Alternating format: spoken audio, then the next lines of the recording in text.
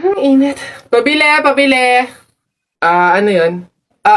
Pogi to.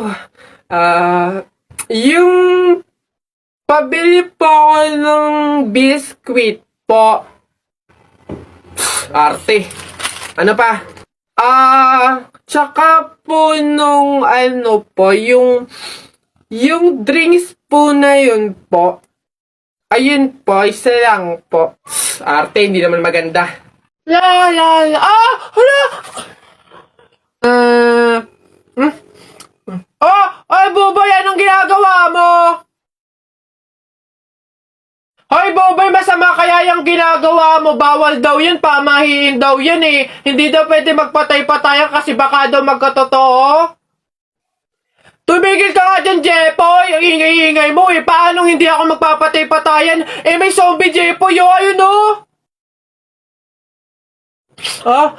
Oo nga, zombie to! Ang pangit-pangit pa, mukha pang mabaho! Eh, wow, bastusan! Kayo mga bata pa kayo, mga judger na kayo, ha? Pulubi ako, hindi ako zombie. Ay, di sorry po! Huwag niyo ako idamay sa kung ano-ano nilalaro niyo dyan. Nagkakalakal ako dito eh. Baka ito ang zombie.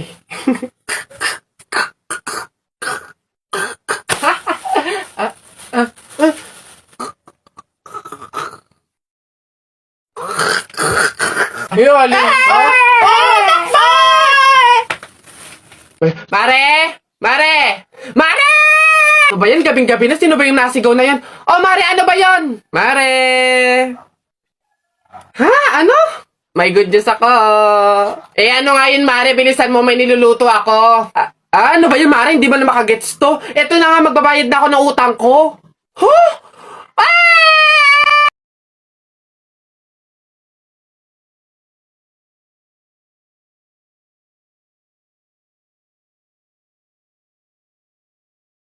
Diyos ko po, salamat. Akin na.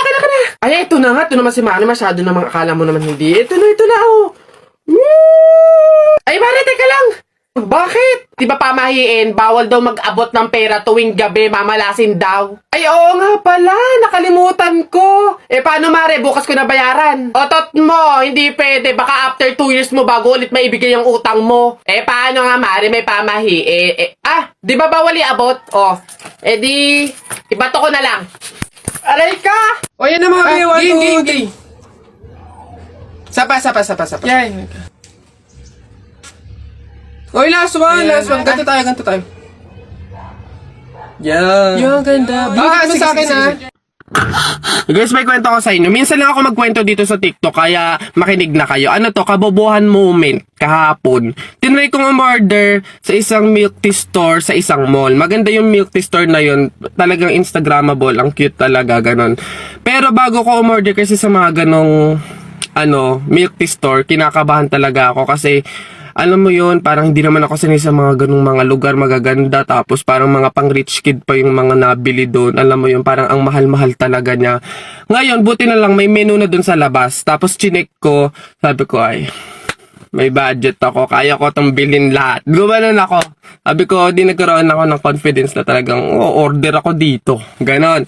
Tapos, ayun na, order na ako. Tapos, nagbayad na ako. Sabi ko, ma'am, paano po yung pag-pick up po ng order? At hihintayin ko na po dito mismo o meron po akong lugar kung saan hihintayin ko doon? Wala siya sinabi, hindi siya umibig. May binigay lang siya na bilog. As in, bilog na parang laruan, na hindi ko alam kung ano yon. Kaya sabi ko sa isip ko, ano to? Ba't may ganito? Inisip ko na lang na laruan yun na parang freebie, ganon. Kaya umupo na lang ako doon. Tapos naghihintay na ako mga 2 to 3 minutes. Bigla siyang tumunog ng malakas. Tit! Ganon. Tapos sabi ko, baka sumabog to. Gumano na ako. Nakakahiya. Ang dami pa man din tao na andun. Tapos sabi, hindi kaya yan tumutunog kasi pwede mo nang pick upin yung order mo. Like, alam ko na may ganong bagay para pwede mo nang pick upin yung order mo. Ngayon lang ako nakakita ng ganon. Tapos, number 6 po, number 6. Hindi naman ako naingli. Kasi nga wala naman, basta wala siya sinabi na kahit ano about do sa binigay niya kung ano yun. Para lang siyang talagang laruan. Tapos pagpihit kong ganon, may 6 dun sa gilid, napakaliit. Hiyang-hiya naman yung number sa inyo. Napakaliit talaga nung number 6. Sa akin nung ba nangyari yun? Hindi ko naman alam na may ganun. Imagine mo, bigla na lang siyang tumunog na ganun. Tapos talaga nagpanik ako doon, nagtinginan yung tao, tapos nagtatawanan pa yung iba. Nakala mo naman di ko nakikita. Bakit ba? Ngayon ko lang nakita yun. Yabong niyo dyan eh. O, class, naiintindihan ba? Ganun ang pagtimpla ng gin bilog sa tang-or. Dali na. Ako si Duterte, ikaw si Bato. Ako binoboto, ikaw binabato. Ang pangit-pangit ang baduy-baduy. Eto, masasaktan ka dito. Akala ko circle, bilog. Bakit sa maling tao ka nahulog? O ano? Wala ka pali. Hindi talaga nakikinig tong dalawang bata na to. Nang gigigil na rin talaga ako eh. Ayaw nyo makinig ah. Akala ko tatay mo, rich man. Nakita ko sa kalsada, nagtitinda ng suman. Oy! Ayan, puro kasi kayo laro ng flip-top na yan. Ibig na nag-aaral kayo, puro kayo ganyan. Hala, marunong din pala kayo mag-flip-top, ma'am? Oh, ano ngayon? Sample! Flip-top! Oo nga, ma'am, flip-top battle kayo ni Buboy. So basic to mga batang to talaga. Kala mo hindi ako magaling sa flip-top na yan. O, mauna na ako. Baka matalo ka, umiyak ka pa, ha? O, game! Dribble, step back. Tumira ng tres, bagsak! Wala mang baduy naman yun, o. Eto, nakita ko ate mo nagbabasa ng math. Sinapak ko, nagpapasalamat! Boom! Boom? Wala ka puli. Tuto, yun na yun? Yun na talaga yun? Wala bang bago? Diyos ko, ako naman. Sa langit may anghel, sa lupa may shell. Nakita ko ang papa mo sa bar naka-diaper. Wala, kiss. Mama, ito. Nakita ko tatay mo sa ilog. Paghubad niya ng short, nakita ko 3 itlog. Go! Wala ka pa Alam mo, Tutoy, umuwi ka na lang. Why effect yung mga sinasabi yung flip-top sa akin. No? Ako naman ha, sa langit may bituin, sa dagat may pating. Palakpakan natin ng bagong bading! Nasaan ba? Excuse me, ma'am. Panis. Ano yan? Bakit? Pasensya na po, pero pinapatawag po kayo sa principal office. Tinatanong po ata kung bakit nag-iingay-ingay daw po sa room nyo. Pag ako napagalitan ng principal, 0 kayong lahat sa akin. Papunta na. Nay, pay yung pambili? Ay naku, tumigil-tigil ka nga dyan. Magpapasko na, ang dami kong ginagawa, oh. Tignan mo yung itsura ng nanay mo, wala nang ganda. Damot, di wag. Oh, aba, laki na ng inaanak ko ha. O, ito pamasko ni Ninong. Thank you po. Oo nga, gwapo-gwapo pa, Diyos ko. O, ito naman yung kay Ninan. Thank you din po. Anak, magkano nga pala uli yung napamaskuhan mo?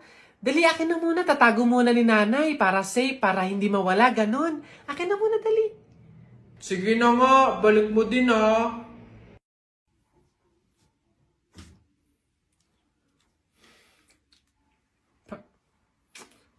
Ay, nasa na nga pala yung mga pera ko. Bibili pa ako ng mga lawan eh. Ayan. Sige, puro ka gastos ha. Nay, pera ko naman yun. Ganon. Kung singilin ko kaya simula nung pinanganak ka hanggang ngayon, mas malaki pa nga yung naggastos ko eh. Sige na, pupunta ka sa mga kumari ko. Ba't mo ginastos? Ayan, makinig ka sa sermon ni Pader. Nagpabuntis-buntis ka, hindi ka pa naman kinakasal. Alam mo, malaking kasalanan yan. Oo na po, ma. Ay, naku talaga, masyadong judgmental. Immaculate Conception. Nangyari ang miracle na iyon bago pa makasal ang Maring Maria sa kanyang asawang si Guys, Joseph. pag sa akin, kasalanan. Pag sa kanya, miracle. So unfair. Abot sumasagot ka pa, ha? Anong unfair? Wala kang respeto talaga, no? Diyos ko po, patawarin ka sana ng Diyos. Guys, may nakita kong pogi, oh. Kuya, taga-saan ka? Taga-saan ka po? Ano yan? Taga-saan ka po? Ang pangit ng nito. Pangit pala, guys. Kahapon, kagabi, New Year. Napakadaming bomba ng motor, pagkakaingay. Kaya papangit naman, Diyos ko. Larawa ka. O, Jepoy, bakit ka umiiyak? Yung tatay ni Mark Juntay, tinalo ko sa flip-top. Nasaan yan? Parin tupi! Nasa ka? Lumabas ka! Sino ba yung maingay na yun? Aba pare, umiiyak yung anak ko dahil tinalo mo doon sa flip-top na yan. Paring Albert, hindi naman sa... Abay daw ako papayag, short mo gold, brief mo gold. Sumbong kita sa nanay mo, nanonood ka ng bold! Aba, pare, ikaw nagpasimula, panindigan mo yan ha. Pangit ang nanay mo, pangit ang tatay mo, kaya ang anak mukhang kalamay. Kung gusto mo ng pangit, huwag mo kami idamay! Wala, nakita ko tatay mo nagbabasa ng science. Sinapak ko, nag-super science! O, ito pa paring Albert. Nanay mo pangit, tatay mo pangit. Ano ka, exempted? Sus! Nakita ko tatay mo, nanay mo o teka pre, wala na, utal-utal ka na, umuwi ka na lang, magpalobo ka na lang ng sipon, pero eto teka, baunin mo. Piso-pisong malupet, ikay nagpagupit sa tatay mo, malupet, kaso nga lang walang puwet!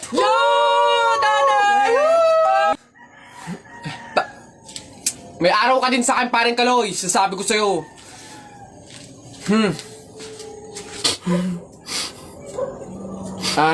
Anak, Jepoy, pasensya na, talo tayo.